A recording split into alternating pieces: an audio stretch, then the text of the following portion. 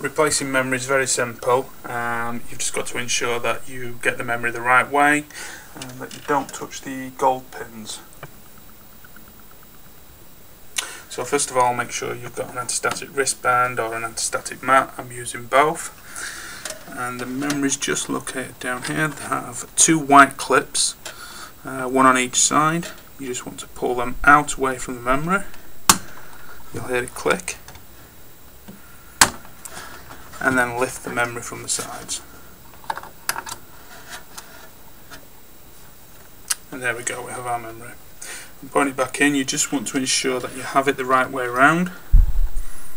Pop it down. Get it lined up so it goes in the slot. And then gently push each side. And you should hear clicks. That means it's firmly in place. And that's basically how you replace the memory.